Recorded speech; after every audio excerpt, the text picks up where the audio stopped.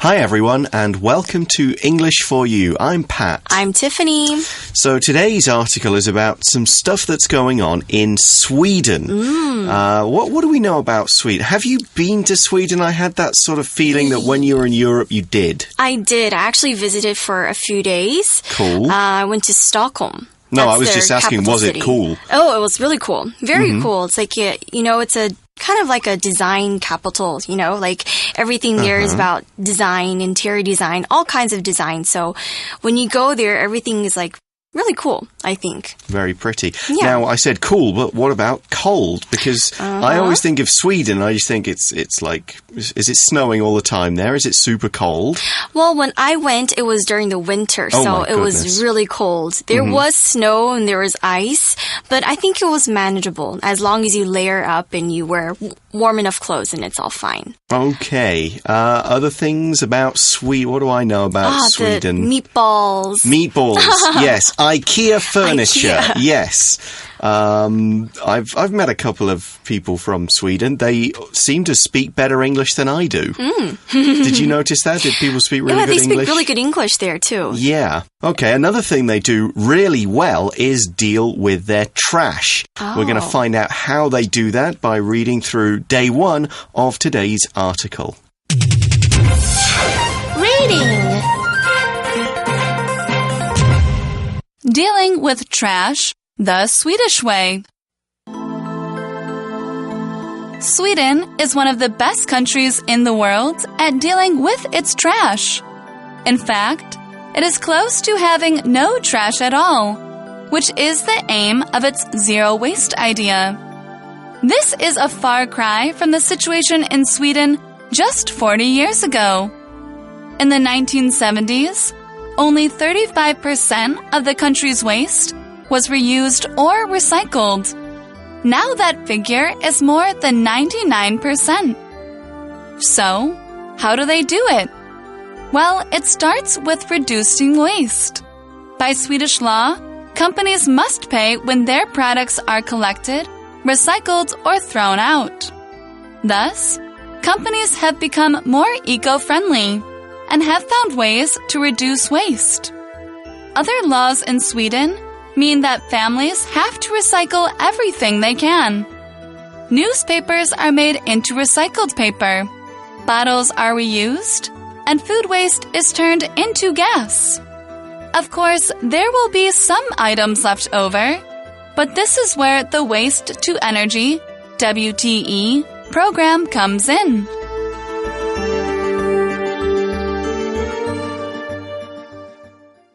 So our article starts by saying Sweden is one of the best countries in the world at dealing with its trash. So, of course, Sweden, if anybody's not quite sure, it's up in the north of Europe, further north than Germany, kind of between Norway and Finland. And it's really good at dealing with its trash. To deal with something usually means to take care of that thing or person, often because it either is a problem or is causing a problem. So to deal with it, you solve that problem and make it go away. So we're talking about trash. If you're talking about dealing with trash, then it's what do we do with it? What do we do with all our leftovers, our waste products, things we throw away, and how do we stop that from affecting the world we live in? That's right. All right, so how does Sweden do that? Well, the article says, in fact, it is close to having no trash at all, which is the aim of its zero waste idea. Oh, wow. So no trash? Yeah, they're That's very impressive. close to having no trash. So this phrase close to just means it's really near a certain number or a certain level. So in like the sentence says, they're almost near the point where they don't have any trash at all. Okay, and this is their goal, this is their purpose. As we see in the article, it is their aim. And that's what an aim is. It's your goal, it's something you are trying to achieve, it's the target that you're trying to get. So they've said, okay, we want no trash, we want zero waste, and we're going to make laws and do different things because that is what we are aiming for, because it can be used as a verb as well, to aim at something. That is what our country is going to try to accomplish, try to achieve zero waste. Let's let's take a look at the word waste. It's also a vocabulary word. It's a noun and it means all the things or materials left over from that is not wanted anymore or not needed anymore. So waste is basically like the trash that we have. So if you're eating something, you cannot finish your food, that is called waste. So you throw it in the trash. For example, we can say, scientists are trying to find ways to clean waste in the oceans. Okay, and of course we can use waste as a verb as well. Parents will tell you don't waste food. Right. We've got this thing, don't waste it. And we can also think about things like wasting time, wasting somebody else's time. Don't waste my time. Yeah. Okay, so what they're trying to do then is get this zero waste or zero trash, no garbage. And that's what they're trying to do. And we also see that this idea of zero waste is a far cry from the situation in Sweden just 40 years ago. Oh. So if something is a far cry from something else, what does that mean? We're going to explain it now because it is today's shortcut for you. We're going to listen to a conversation that explains what this phrase, a far cry from, means and how to use it.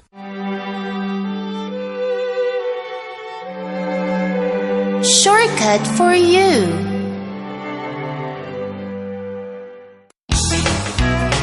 This is your hotel room. Well, this doesn't seem right. Are you sure there wasn't a mistake with the rooms? I'm not sure what you mean. It's just that this room is so small. It's a far cry from the pictures on the hotel's website. Please don't cry, miss. I'll try to fix the problem. Don't worry, I'm not going to cry. To be a far cry from something means that something is very different from another thing. Right. To be a far cry from something means 与什么大相径庭. So, you're not going to cry? No, but I am going to complain. I think I paid for a much bigger room. But this is the biggest room we have. You're joking, right? There's not even enough room for my suitcase. So a far cry from, as we heard, means a long way from or just very different to. It's nothing like it. These two things are very different. We could also say, our new boss is very friendly. A far cry from our last boss. Ooh, who are you talking about? No names. No names. I'm just kidding. All right, so next the article says, in the 1970s, only 35% of the country's waste was reused or recycled. Okay, so a long time ago in the 1970s, all of their trash a few of it was only reused or recycled. Now, let's take a look at the word recycle. It's our vocabulary word and it's a verb and it means to send things like paper, plastic or cans to a place where it can be treated and then turned into something else so it can be used again. So it becomes like a new product. The prefix re that we see in the front means again. So recycle basically means to use again in another cycle. So for example, reuse and recycle are a little bit different, okay? Because reuse is something that you can use again and again and again. You don't really throw it away, and you don't let it turn into something new. For example, plastic bags are hard to reuse. It's hard for us to use plastic bags again, but you can reuse a tote bag. You can reuse a bag made out of cloth, and you can use this thing again and again, okay? So for example, let's use recycle in a sentence. We can say, my family recycles all of the trash in our house. Okay, which means anything that you can send off to get dealt with and turn into a new product, you do. Reusing is things like getting a jar, you finish like a jar of jam or something, and instead of throwing out that glass jar, because glass can be recycled, but you could reuse it. You could put other stuff in it, you could make new jam, you could use it to hold pens and stuff like that. Now, it does take a little bit of energy and fuel to recycle something, but it takes a lot less to reuse it. So often reusing is kind of better for the environment than recycling, but all of it is better than just throwing stuff away. Yeah, or wasting. Exactly. Okay, so Sweden in the 1970s, like we said 40 years ago, only 35% of their waste, the stuff they threw away, was reused or recycled. The article then says, now that figure is more than 99%. Wow, so that's it's impressive. Huge change there, 35 to up to more than 99. That's why we say Sweden is close to having no trash, because it's recycling or reusing more than 99% of it. Now, in that sentence, we use the noun figure, and a figure is a number or a statistic of some kind. In this case, it's a percentage, 99%. Figures could also be weights, they could be heights, they could be costs, so it's anything that is presented as a number. And it can be plural. For example, the accountant was asked to provide the company manager with the figures for last year's sales. So by figures, we mean the numbers. How many things were sold? How much money were they sold for? How much of a profit did we make? And so on. That's what we mean in that case by the figures.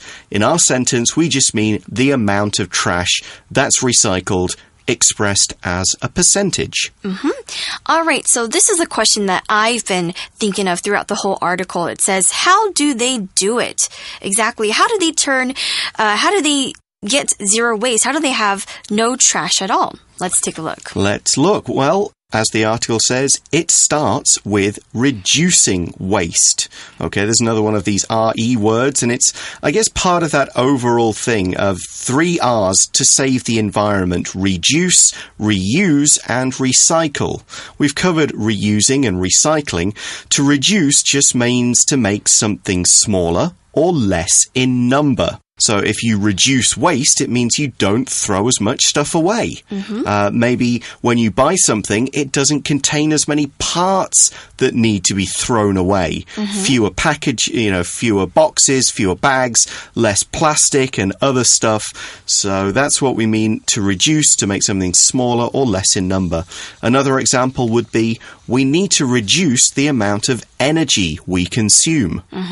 All right, so next the article says, by Swedish law, companies must pay when their products are collected, recycled, or thrown out. Okay, so how do they do it? Well, first of all, they introduced a law, and this law says that companies have to pay a certain amount of money, so maybe like a tax or something, when their products are collected or recycled or thrown out in the trash. So this kind of, I think, encourages people to design things that reduce waste, or design things that don't have to be thrown out as often. Exactly. So they can design things like products. Now, products here is our vocabulary word. It's a noun, and it means something that is made. They're basically goods, things that you buy. For example, factories make things like cell phones. So the product is the cell phone, or, more specifically, we have an iPhone. Okay, or products are basically just anything that you can make and you can buy it as well. For example, we can use it in a sentence like this. The company released their new product, a flying car. Want me one of those? I know. Okay, so this idea is that if anybody throws away this company's products, even if it's recycled or reused in some way, they have to pay a bit of extra money.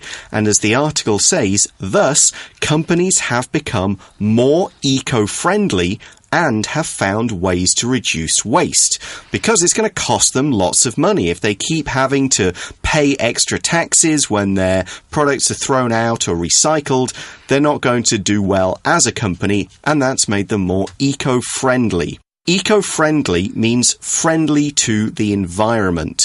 In this word, the letters eco is short for ecosystems. Eco is ecosystems, and ecosystems are particular environments with lots of things living in them, such as forests, rivers, and so on. Here's another example. Shops have been encouraged to use eco-friendly shopping bags. So shopping bags that can be reused or recycled and won't damage the environment.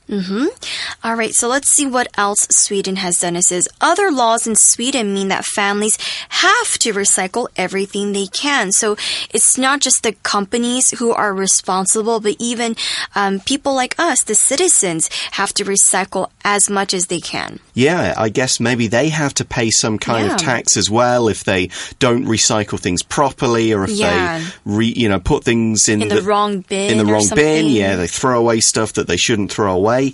And there's some examples of this in the next sentence. Newspapers are made into recycled paper, which is great, and that's something I think most countries do. Bottles are reused. That's definitely a thing. And food waste is turned into gas. That's super cool. Yeah, because we do throw away food bits that we don't eat. We should try not to, but, bones and bits that are kind of gone bad, that does get thrown away, but it can be turned into gas. Now, to turn A into B, turn one thing into another thing, means to take that one thing and change it into another thing by some kind of process. For example, a machine could turn one thing into another, or chemicals could turn one thing into another. And here's a very popular example, or a good example from nature. Plants can turn sunlight, water, and carbon dioxide into energy and oxygen. It's basically how they get energy, how they live. So by doing all of these things, you kind of turn your trash into something useful, something you can use again.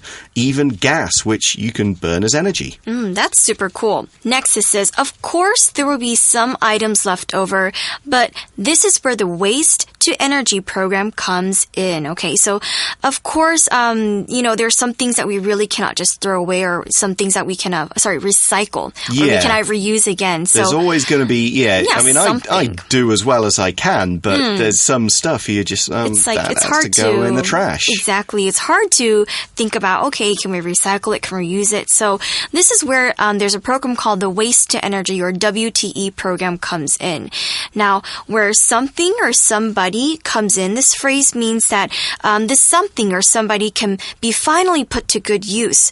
So Sweden has the WTE, and where there are things that cannot be recycled or reused again, that's where we can call the WTE for help. And this is kind of like their area of expertise. They have to think about, what can we do with this waste? What can we do? How do we solve the problem? How do we deal with that? Yeah, where something comes in just means this is the situation in which this thing is useful or this thing is applicable. I was just thinking about that thing with the bottles. Now, I think one thing that I remember from Germany in Europe and a couple of other places, but I don't remember in Taiwan, is that, or in the UK for that matter, if you buy a bottle of something and you drink it, you can take the bottle back to where you bought it from, and they will put it in the recycling, and they will actually give you some money. Oh, wow. A very small amount of money, it's still like tiny bit of money. But it's a sort of a thing to encourage people, like, okay, I've bought a bottle of water, or I've bought a bottle of beer, or bought something else, I've drunk it, I've washed the bottle, and I'll take it back, and I'll actually get a small amount of money. So it's saving me money to save the planet. And that's a great encouragement. And I think if there were a few more programs like that, then people would probably do a little more recycling. I think so as well. Now, the WTE is a cool idea and something we will look at in tomorrow's half of the article. Right now, we're going to continue with the idea of recycling in our For You chat question.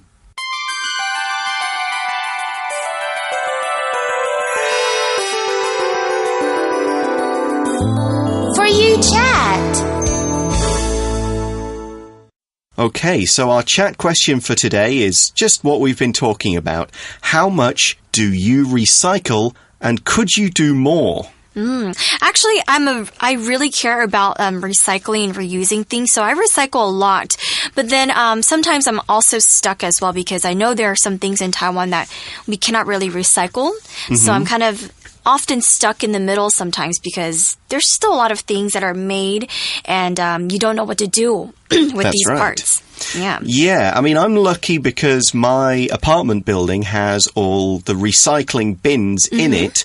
I don't live in one of those houses or apartment buildings where you need to take things down to the street every day or every couple of days. That's lucky. So it does make it easier for me to recycle, and that means I do try and recycle as much as I can. Now, one thing I learned a year or two ago is about coffee cups. I'm sure you probably know this as well. I think we have talked about it in English for you before. Coffee cups, I always thought, oh, okay, they're made of like cardboard. You can recycle them, no problem. That's actually not always the case. It's really hard to recycle them because of the material they're made of, because they want to make it heat-proof, so it's not just like paper or cardboard. So I realized that actually you think you're recycling the coffee cups, but that's not happening. Oh, so right. That's when I switched, and instead of buying these coffee cups, I bring your own. I have thermos, a flask. Yeah, right? I have a metal flask, so I'm just reusing that, washing that every day. And I've think over the last couple of years since I started doing that, like how many coffee cups have I not used or not thrown away? So that's not really even recycling or reusing. I would say that's reducing. Yeah, reducing of the 3 R's, that I'm reducing my trash. And similarly, I don't buy straws anymore for drinks. Same. Actually, I've switched to using reusable straws that I keep at home. So I just wash it and I bring it with me sometimes. Great. I don't even use I just pour it's a thing of tea. I pour it in a glass. Recycle the cardboard thing and just drink it out of the glass. So. Yeah, so what do you guys do? Do you guys recycle? And if you don't recycle as much, could you probably do more? You can talk about it with your friends, with your classmates, with your family. And don't forget to stick to day 2. We'll be back with more ways about how Sweden deals with its trash. We hope you guys enjoyed the article. We'll see you guys soon. See you tomorrow. Bye. Dealing with trash the Swedish way. Sweden is one of the best countries in the world at dealing with its trash.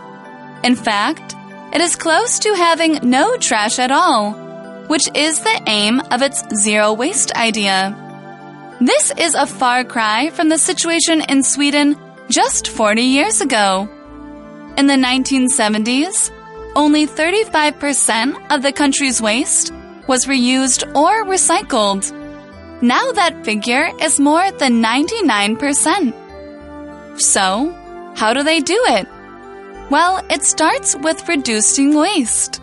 By Swedish law, companies must pay when their products are collected, recycled, or thrown out. Thus, companies have become more eco-friendly and have found ways to reduce waste. Other laws in Sweden mean that families have to recycle everything they can. Newspapers are made into recycled paper, bottles are reused, and food waste is turned into gas. Of course, there will be some items left over, but this is where the Waste to Energy (WTE) program comes in.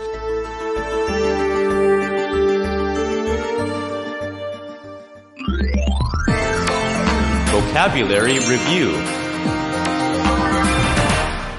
Aim.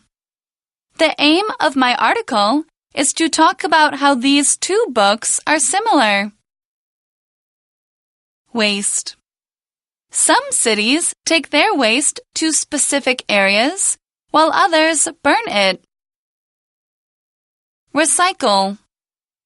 Recycling old things into new stuff is better than just throwing things away. Figure. I'm not very good at math, but my sister is great with figures. Reduce. The power company asked people to reduce power use during the summer. Product. Every product this store sells is good for the environment.